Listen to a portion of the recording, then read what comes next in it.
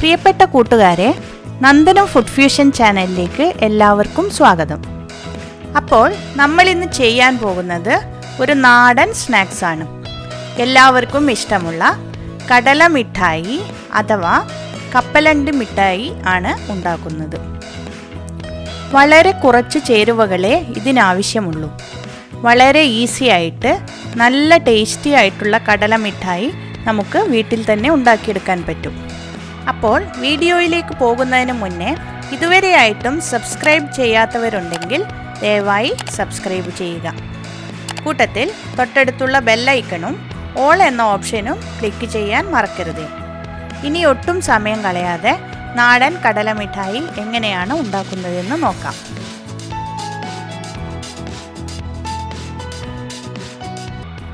ഇതിനാവശ്യമായ ingredients: 1 cup വറുത്ത നിലക്കടല, 1/2 കപ്പ് പൊടിച്ച ശർക്കര, കുറച്ച് ഏലക്ക, നെയ്യ്.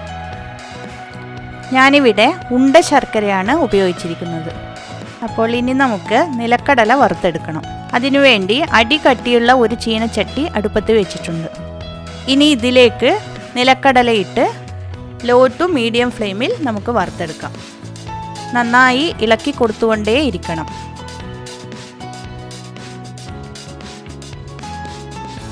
ഏകദേശം 10 മിനിറ്റ് കൊണ്ട് ഇത് പാകമാകും. ഇതുപോലെ തൊലിയൊക്കെ ഇളകി വരാൻ തുടങ്ങും. കടലയുടെ കളറും ഡാർക്കായിട്ട് വരും. മൂപ്പെത്തുന്നത് വരെ കടല വറുത്തെടുക്കണം. പക്ഷേ കരിഞ്ഞു പോകാതെ സൂക്ഷിക്കണം. ഫ്ലെയിം ഓഫാക്കിയതിന് ശേഷം കടല മറ്റൊരു പാത്രത്തിലേക്ക് മാറ്റുക. കുറച്ചു നേരം ചൂടാറാൻ വെക്കണം. ചൂടൊന്നാറിയതിന് ശേഷം ഈ നിലക്കടലയുടെ തൊലിയൊക്കെ ഒന്ന് ഇളക്കിയെടുക്കണം. അതിനുശേഷം ഒരു അരിപ്പ വെച്ച് ഞാനിതിൻ്റെ തൊലിയൊക്കെ കംപ്ലീറ്റായി കളഞ്ഞിട്ടുണ്ട്. തൊലി കളയുന്ന സമയത്ത് ഇതിങ്ങനെ സ്പ്ലിറ്റ് ചെയ്തെടുക്കാൻ ശ്രദ്ധിക്കണേ. ഇനി കടല മിഠായി സെറ്റ് ചെയ്ത് വെക്കാനുള്ള പാത്രം എടുക്കണം. ഞാനൊരു സ്ക്വയർ പാത്രമാണ് എടുത്തിരിക്കുന്നത്. ഇതിൻ്റെ അടിയിൽ ഒരു ബട്ടർ പേപ്പർ വെച്ച് കുറച്ച് നെയ്യ് ബ്രഷ് ചെയ്ത് കൊടുക്കണം. ഇനി നമുക്ക് ശർക്കര ഉരുക്കിയെടുക്കണം. അതിനു വേണ്ടിയിട്ട് ഒരു ഫ്രൈ പാനിലേക്ക് 1/2 കപ്പ് പൊടിച്ച ശർക്കര ഇട്ട് കൊടുക്കാം. നിങ്ങളുടെ മധുരത്തിനനുസരിച്ച് നിങ്ങൾക്ക് 1/4 കപ്പ് വരെ ശർക്കര ചേർത്ത് കൊടുക്കാം. അതിലേക്ക് 1/4 കപ്പ് വെള്ളം ചേർത്ത് കൊടുത്ത് അലിയിച്ചെടുക്കണം. അലിഞ്ഞു വന്നു കഴിയുമ്പോൾ നമുക്ക് ഇതൊന്ന് അരിച്ചെടുക്കാം. ചിലപ്പോൾ ശർക്കരയിൽ കരടൊക്കെ ഉണ്ടാകാൻ സാധ്യതയുണ്ട്.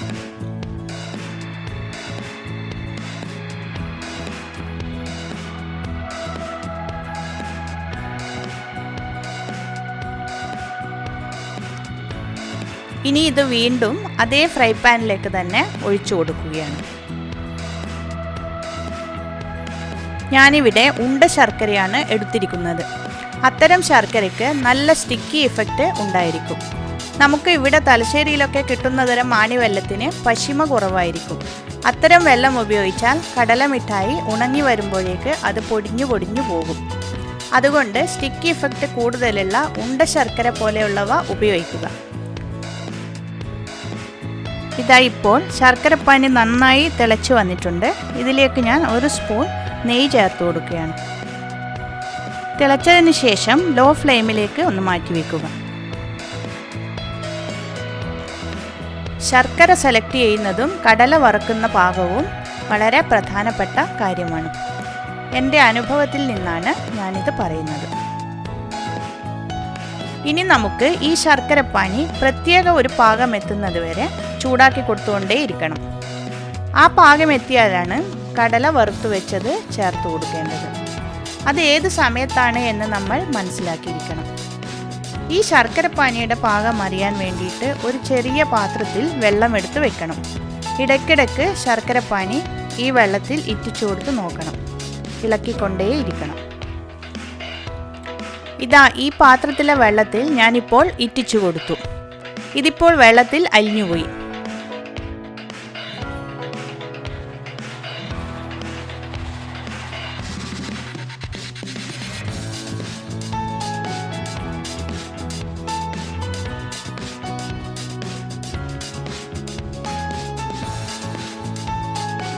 ഇതാ വീണ്ടും അലിഞ്ഞുപോയി.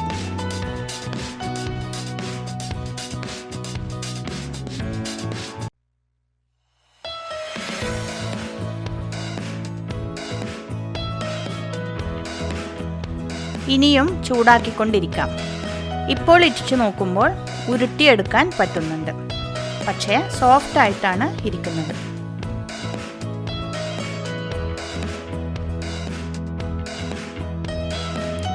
ഇനി ഇതിലേക്ക് കുറച്ച് ഏലക്കാപ്പൊടി ചേർത്ത് കൊടുക്കാം.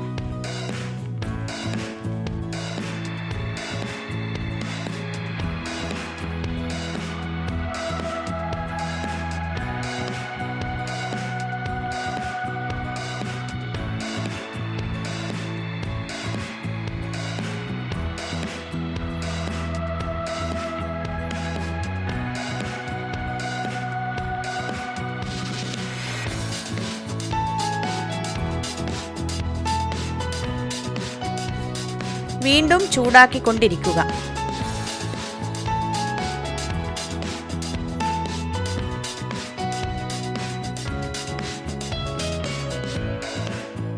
ഇപ്പോൾ നോക്കുമ്പോൾ ഇത് നല്ല ഹാർഡായിട്ടാണ് ഉള്ളത്.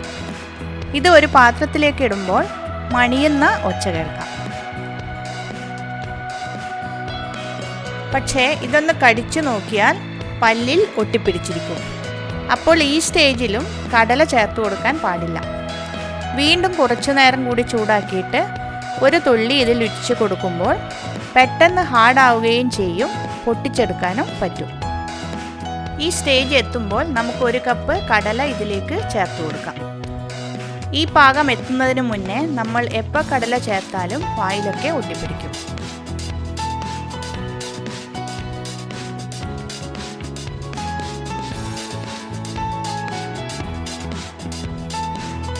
ഇനി നന്നായി ശർക്കരപ്പാനിയും കടലയും കൂടി മിക്സ് ചെയ്തെടുക്കാം.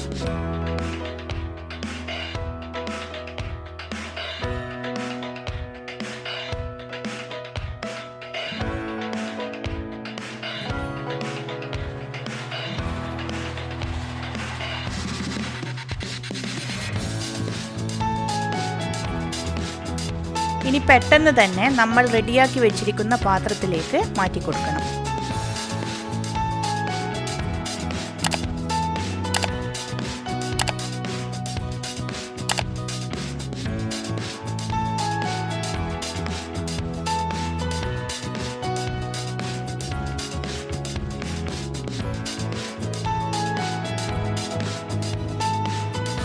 നെയ്യ് പുരട്ടിയിരിക്കുന്ന ഒരു സ്പൂൺ ഉപയോഗിച്ച് ഇതുപോലെ ഒന്ന് നന്നായി അമർത്തി കൊടുക്കാം.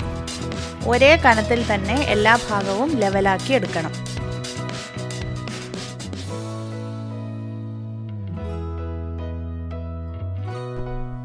ഇനി നമുക്ക് പാത്രത്തിൽ നിന്നും കടല മിഠായി പുറത്തേക്കെടുക്കാം. അധികം കട്ടിയാവുന്നതിന് മുന്നേ നമുക്ക് ഇഷ്ടമുള്ള വലിപ്പത്തിൽ സ്ക്വയറാക്കി മുറിച്ചെടുക്കാം.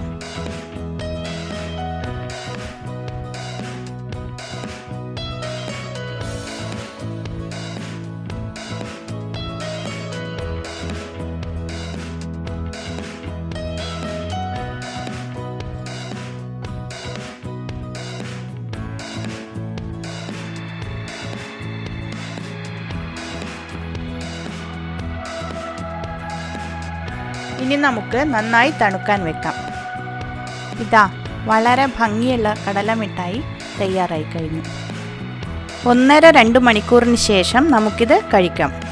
പക്ഷേ ഒരു ദിവസം കഴിഞ്ഞിട്ട് എടുക്കുമ്പോഴായിരിക്കും ഷോപ്പിൽ നിന്നൊക്കെ കിട്ടുന്ന തരം സ്വാദ് ഉണ്ടായിരിക്കുന്നത്. ഇത് വളരെ സിമ്പിളും ടേസ്റ്റിയുമാണ്. വീഡിയോ എല്ലാവർക്കും ഇഷ്ടമായെന്ന് കരുതുന്നു. എല്ലാവരും ട്രൈ ചെയ്ത് നോക്കുക. നിങ്ങളുടെ കമൻറ്റ്സ് അറിയിക്കുക. എന്തെങ്കിലും സംശയങ്ങളുണ്ടെങ്കിൽ കമൻറ്റ് ബോക്സിൽ എഴുതി ചോദിക്കുക. ഇഷ്ടമായെങ്കിൽ ലൈക്ക് ചെയ്യാനും ഷെയർ ചെയ്യാനും മറക്കരുത്. പുതിയ ഒരു റെസിപ്പിയുമായി വരുന്നത് വരെ എല്ലാവർക്കും നന്ദി, നമസ്കാരം.